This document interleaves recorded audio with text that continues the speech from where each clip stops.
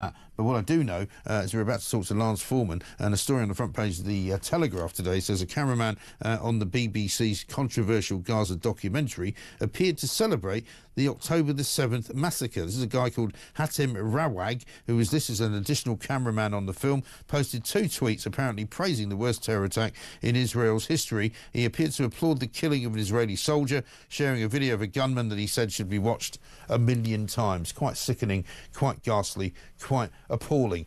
Meanwhile, it turns out that the BBC paid 400,000 quid to have this controversial Gaza documentary, which used the voice and the narration of a boy who's the son of a Hamas operative. Incredible stuff. Let's talk to Lance Foreman, a man who has been talking about why the BBC needs to be sanctioned for quite some time. Lance, very good morning to you. Welcome. Yeah, good morning to you, Mike. I mean, it's hard to believe that you and I are even having this conversation in this day and age, but you and I have had many of these conversations in the past. This perhaps is the most egregious crime I think the BBC has committed against Israel in a history of many crimes against them.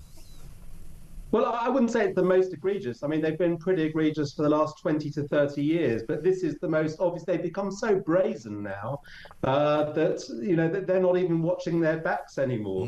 So this one just sort of slipped out there, and it was very easy to pick up where they'd been going wrong.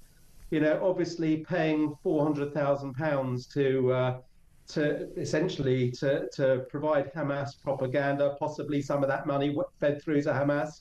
It's not only egregious, it's actually criminal. And I've sort of come to the conclusion now that, you know, it's enough of investigations. We actually need to start criminal prosecutions against perhaps board members of the BBC. You know, this has been going on for 20 to 30 years now. And they, you know, there have been inquiries. You know, Kemi Badenoch asked for an inquiry. There was an inquiry 20 years ago called the Balin Report, but it's never been made public. In fact, the BBC spent £500,000 of licence fee payers' money to make sure that the thing never saw the light of day. There was a report only last year by a lawyer called Trevor Asserson, which proved statistically that the BBC are, you know, biased against Israel, just like the Balin Report. You know, it's obvious now, and you know, it's too late for inquiries. We now need criminal prosecutions. You know, trying to justify what Hamas do. They're a proscribed terrorist organization. Trying to justify it, which is exactly what the BBC do, is a criminal offence under the Terrorism Act 2000. And paying criminals and paying terrorists presumably is also a criminal offence, because Danny Cohen, the former head of BBC Television, has also said this week it's a week of shame for the BBC. There are questions they must answer as to whether or not this documentary was misleadingly edited.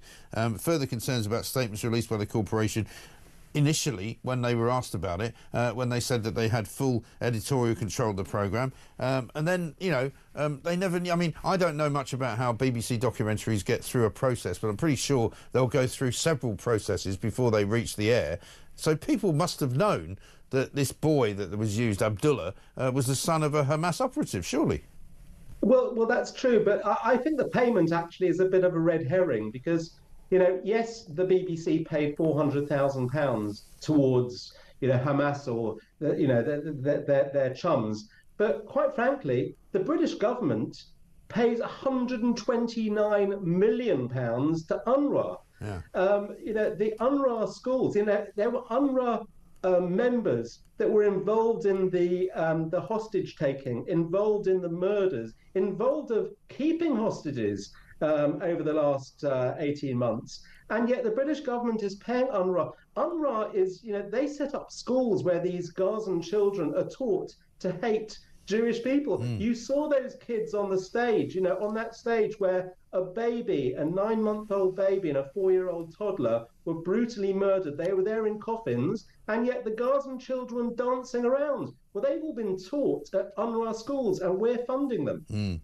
It is extraordinary. So, you know, maybe the British government should be taken to task for funding terrorism. You know, the British taxpayers are funding this stuff, Mike. It's crazy. It really is incredible. There's going to be some kind of demonstration, I think, today or tomorrow outside of BBC headquarters. But It is. I mean, It's 7 p.m. today, yeah. if indeed it turns out that money did change hands and money can be proven to have been passed to Hamas, surely Tim Davies' position is untenable, isn't it, as the Director General? I think we've gone further than heads will roll. I actually genuinely think there need to be, criminal investigations into whether we have been justifying Hamas and therefore justifying a prescribed terrorist organization. I think the police need to be brought in at this stage. You have to ask the question, that the BBC have essentially been a mouthpiece for Hamas over 20 years. And you have to think, why has that happened? Why do Hamas do this? Hamas don't have a strong army. If the Israelis wanted to wipe out Hamas, they could do it very easily. What Hamas do, though, is they use children as human shields. We've heard it many times before. So they know the Israelis don't want to kill children. They know that. But sometimes children get, killed because they're put out in front there, as I say, as human shields. Yeah. But why do Hamas do this? Because it's not going to help them win the war. Why do they do it? They do it because they know that the BBC will publicise it to gain sympathy for them.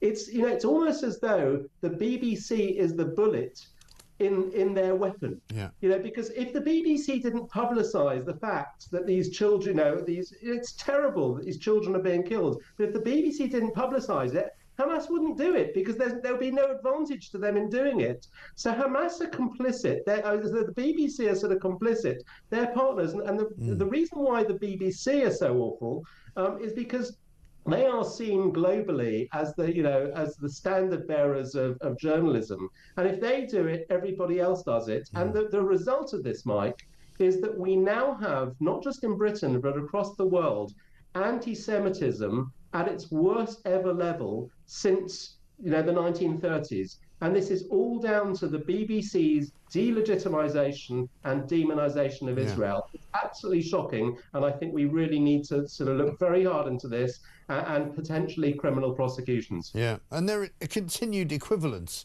that they keep doing on their TV news shows, thanks to people like Jeremy Bowen, who used to be quite sensible but has now gone completely gaga on Gaza, if you'll pardon that sort of alliteration. They can't be trusted anymore to be completely neutral, because they seem to think that letting out prisoners from Israeli jails who have been put there because of the committing of crimes that they've done, in many cases, terrorist crimes, which have caused the deaths of thousands and thousands of people. They think that's equivalent to letting out children and dead children and mothers and old people who have been taken hostage and kept underground for more than 500 days. I mean, it seems extraordinary to me that even in any world of journalism that you would make that connection.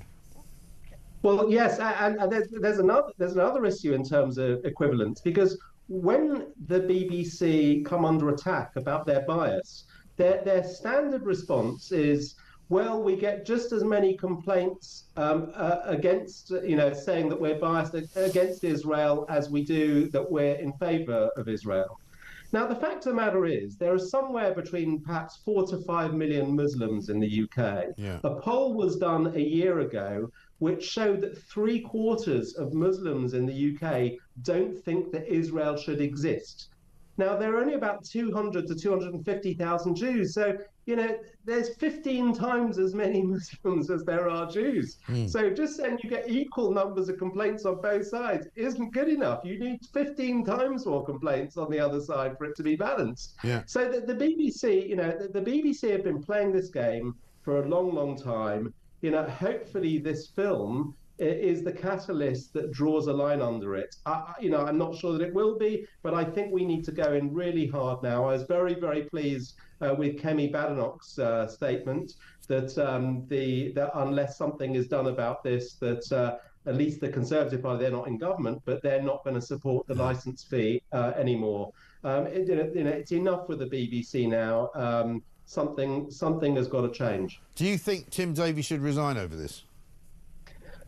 Well, it's not just Tim Davie. This is Perhaps yes, but this is an institutional problem within the BBC. It's not just Tim Davie. There are other members of the board. I did a very, very quick investigation myself a few days ago, looking up, all the different board members of the BBC, and there are some questions to be asked with some of them. But it's not just the BBC. I know Jewish people that work in the BBC, and they are afraid to speak out. They're afraid because they know that there's an institutional bias and an institutional problem there.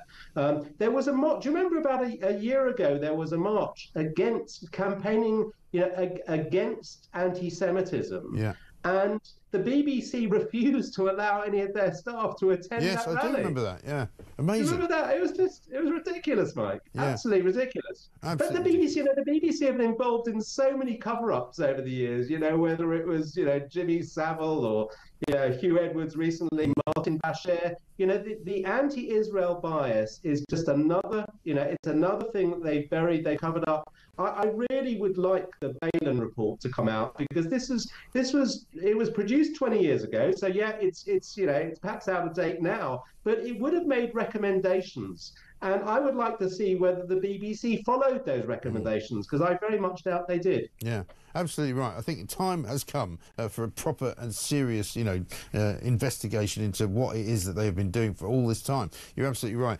Good to talk to you, Lance Foreman there. Thank you very much indeed. Former MEP, of course, former Brexit Party MEP as well.